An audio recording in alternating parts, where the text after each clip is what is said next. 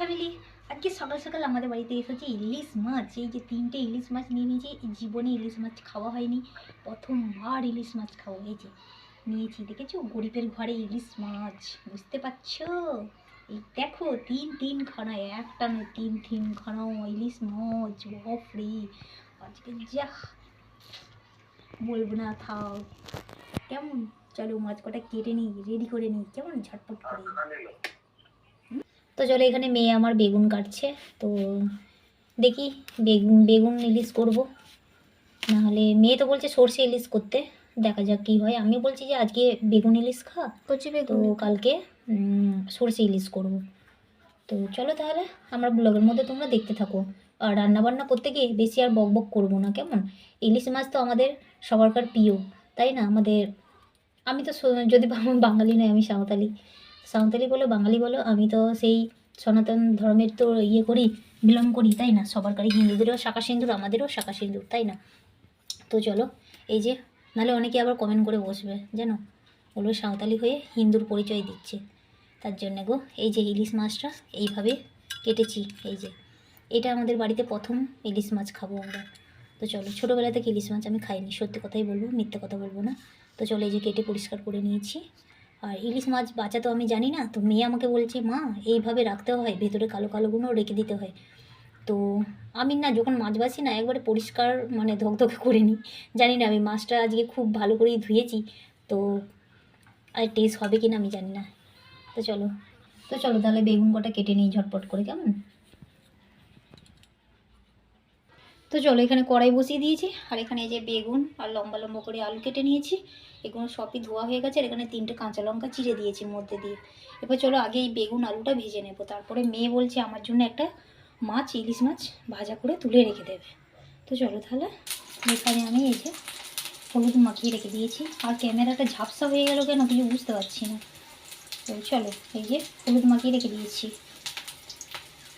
তো চলো, পেছনে ক্যামেরাটা আমার ঝাপসা হয়েছিল, তো আবছা আবছা দেখা গেছে, কিছু মনে করো না তোমরা, ক্যামেরাটা আমি মুছে নিলাম। তো চলো, এখানটা আলু ভাজাটা হয়ে গেছে, এটা নামিয়ে নিই। তো চলো, এখানে তেল দিয়ে দিয়েছি, সর্ষের তেল। আর এদিকে মাছের মাথাগুলো, এই যে ইলিশ মাছের মাথাগুলো ভাজা হয়ে গেছে, কালকের জন্য বাঁধাকপির সাথে হবে। আর এই দেখো ইলিশ মাছ একটা পেটি একটা ভাজা করে দিয়েছি, আর এইটাই দিয়ে দেবো এখন তোমার, দেবো আমি কালো জিরে। তো চলো, এই যে কালো জিরে দিয়ে দিচ্ছি।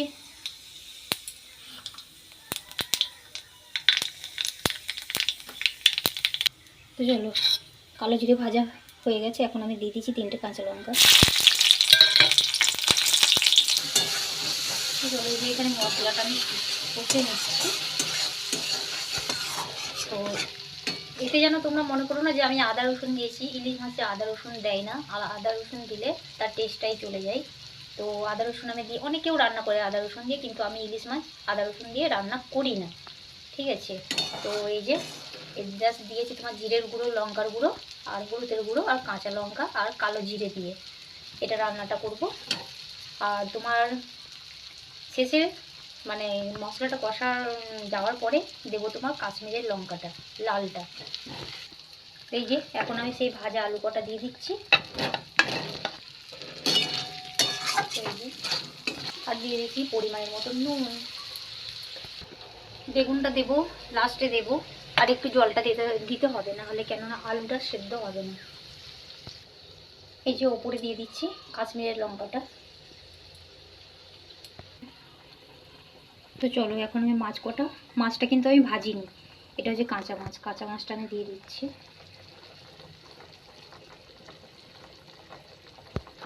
তো চলো, এই যে ভাজা বেগুনগুলো দিয়ে দিচ্ছি। এই যে দেওয়া হয়ে গেছে, এখন আমি ঢাকা দিয়ে রেখে দেবো। তো চলো, এইখানে এই যে ইলিশ মাছ বেগুন দিয়ে আলু দিয়ে ঝোল, তো প্রথমবার খাবো, জানি না কেমন খেতে হবে। তো চলো, বিনা আদা রসুন দিয়ে রান্নাটা করেছি। আর আদা রসুন তো এমনিতেই দেয় না, অনেকেও দেখেছি আমি। তারপরে ধরো আমাদের বাপের বাড়িতে মনে পড়ে না খেয়েছি কি খাইনি, কিন্তু ইলিশ মাছে আমি শুনেছি, আমার ঠাকুমা বলে যে ইলিশ মাছে নাকি আদা রসুন দিতে নেই, পেঁয়াজ দিতে নেই। তাই আমি যেভাবে মানে দেখেছি রান্না করতে ঠাকুমাকে, মা রান্না করে খাওয়ায়নি আমাদের জ্ঞান হওয়া পর্যন্ত, তো ঠাকুমাকে আমি দেখেছিলাম রান্না করতে, তো তাই ঠাকুমার রান্নাটা আজকে করলাম, জানি না কেমন হবে খেতে, তো টেস্ট করে দেখতে হবে, তাই না? তো চলো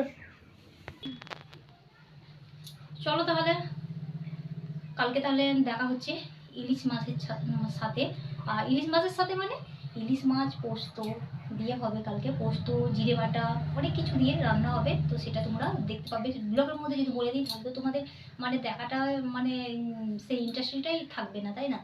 তা আমার একটু ইংলিশে বলাটা একটু তোমরা ইগনোর করে দিও, কেমন? আমার সেটা অতটা ভালো আমি বলতে পারি না। তো কালকে শর্টের মধ্যে সেটা আমি দেব, মানে ইলিশ ভাপা ভাপা বলো যাই বলো না কেন, তো কালকে শর্টের মধ্যে সেটা দেখতে পাবে, ঠিক আছে? তো চলো তাহলে আজকের মতন টাটা বাই বাই। আর আজকের আমার রান্না ইলিশ মাছের রেসিপিটা কেমন হলো সেটা অবশ্যই কমেন্টে জানাবে। যেরকম আমি শিখেছি ঠাকুমার কাছ থেকে সেই রেসিপিটাই আজকে তোমাদের সামনে আমি তুলে ধরেছিলাম, কেমন? তো চলো, ভালো হলেও বলবে, না ভালো হলেও সেটাও বলবে, ঠিক আছে? তো চলো তাহলে আজকের মতন টাটা বাই বাই। আর ঈশ্বরের কাছে প্রার্থনা করি তোমরা খুব ভালো থেকো, সুস্থ থেকো, কেমন আমার বন্ধুরা? চলো তাহলে টাটা বাই বাই।